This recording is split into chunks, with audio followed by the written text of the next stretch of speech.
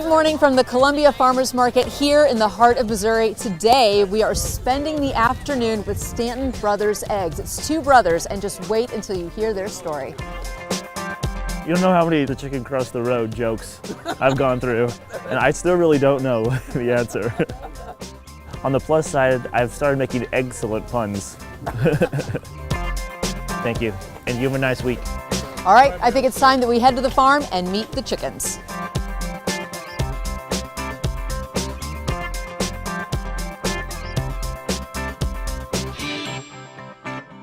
So we're here at the farm, and I have to say, when we drove up the street, when you say that this is a free-range chicken operation, there were chickens running across the dirt street. We're surrounded by thousands of very sweet brown chickens. It's amazing.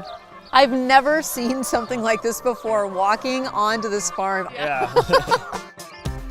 A lot of them are kind of gathered together here. Is this where the majority of their food is, or where they roost, or? Both, yeah. So these are really habitual chickens, so they go literally wherever they want. Yeah. That is their home, but they still go everywhere. No, we don't really have a yard anymore. No. We're kind of taking that over too. Yeah. Tell me how this all came about. How did this happen? A lot of it's by accident, honestly. Way back when, in the first grade, we had the local 4-H here in town. They incubated baby chicks for our class.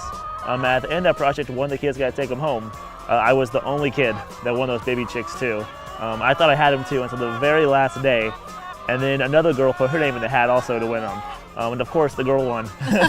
So I came home a little teary-eyed, but my uncle was here. Kind of told him what had happened that day.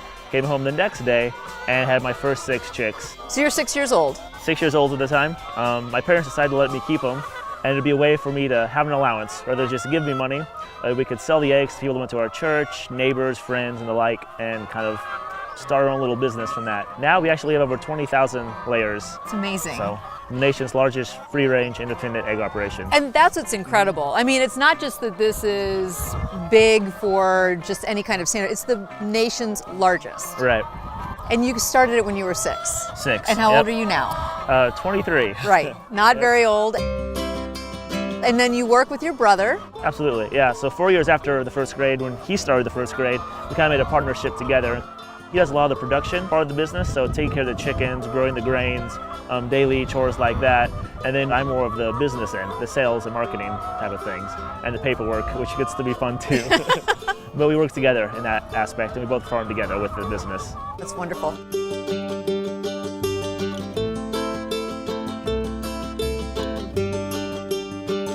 Tell me about your parents' farm, because that's where we are, right? Isn't Right. this your dad's farm? Right, yeah. So we're on a traditional Missouri family farm. The parents, they're both full-time self-employed farmers. They have beef, cattle, and row crops. And so with those crops, we grow soybeans and grain sorghum, or milo.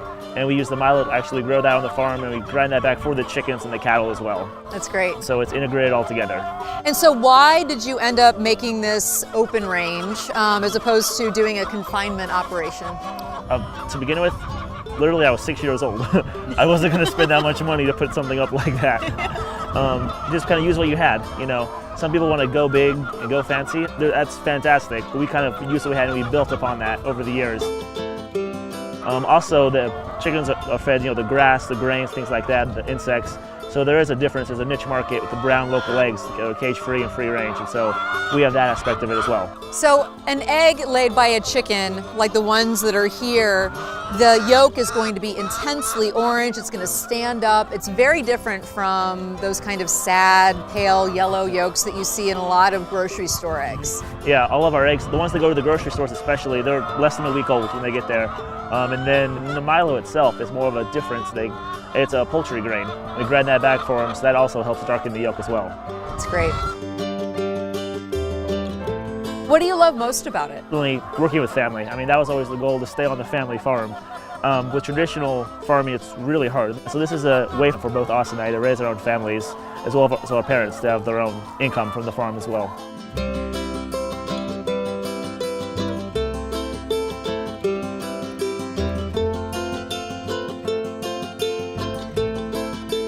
So what is it like for you to be at the farmer's market and actually see your customer face to face? Oh, I love it to death.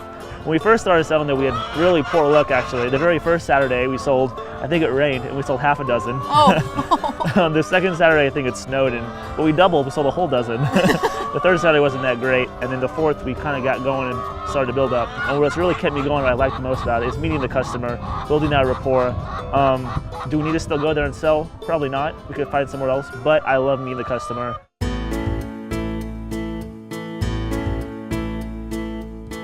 And so non-GMO, free range, it kind of happened by accident, but like you said, Right. so many people are looking for this and, Right. and really are seeking it out. Right. So where do you see this going? Long term is continue to grow, diversify.